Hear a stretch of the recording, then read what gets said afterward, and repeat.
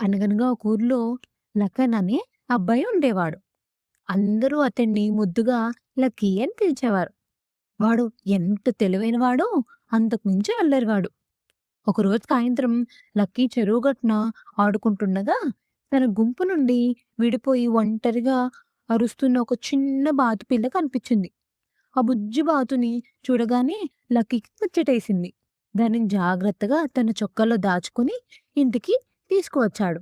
Lucky ఆ బాతుపిల్లకు గింజలు పెట్టి ఒక చిన్న బుట్టలో పరుపు వేసి ఎంతో ప్రేమగా చూసుకున్నాడు. బాతుపిల్ల లక్కీ వెంటే తిరుగుతూ ఉండేది. లక్కీ దాంతో ఆడుకుంటూ అల్లరి చేసేవాడు. అది చూసి లక్కీ ఎంతో సంబరపడిపోయేవాడు. కానీ కొద్ది రోజుల తర్వాత లక్కీ ఒక విషయాన్ని గమనించాడు. బాతుపిల్ల ఆహారం తింటున్నా అప్పుడప్పుడు దిగులుగా ఆకాశం వైపు చూస్తూ గట్టిగా అరుస్తోంది.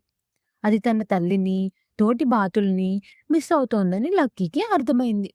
లక్కీ వాళ్ళ అమ్మానాన్నలు వాడికి నచ్చజెప్పారు. "లక్కీ, నీకు మేమెలాగో ఆ బాతుపిల్లకి వాళ్ళ అమ్మ అలాగా. నువ్వు ఎంత బాగా చూసుకున్నా అది తన కుటుంబం దగ్గర ఉన్నంత సంతోషంగా ఇక్కడ ఉండలేదు" అని వాళ్ళ అమ్మానాన్న చెప్పారు. లక్కీకి వాస్తవం అర్థమైంది. తన స్వార్థం కంటే ఆ బాతు సంతోషమే ముఖ్యమని అనుకున్నాడు. వెంటనే వాళ్ళ నాన్నతో కలిసి ఆ బాతు కుటుంబాన్ని వెతకడం మొదలుపెట్టాడు. చివరికి మరుసటి రోజు చెరువు అవతల వైపున్న ఒక బాతు గుంపు కనిపించింది. లక్కీ తన దగ్గరున్న బాతు పిల్లని మేల మీద వదిలాడు. అంతే, అది సంతోషంగా రెక్కలాడిస్తూ పరిగెత్తుకెళ్లి తన తల్లిని చేరుకుంది. ఆ తల్లి బాతు కూడా తన బిడ్డను చూసి మురిసిపోయింది. ఆ దృశ్యం చూసి లక్కీ కళ్ళు ఆనందంతో మెరిసిపోయాయి.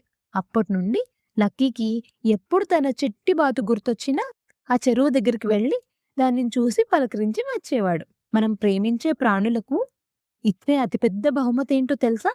స్వేచ్ఛ. అదే ఈ కథ యొక్క నీతి. ఇంతటితో కథ కంచికి, మనం నిద్దట్లోకి. థ్యాంక్స్ పిల్లలు. మళ్ళీ కలుద్దాం. బాయ్.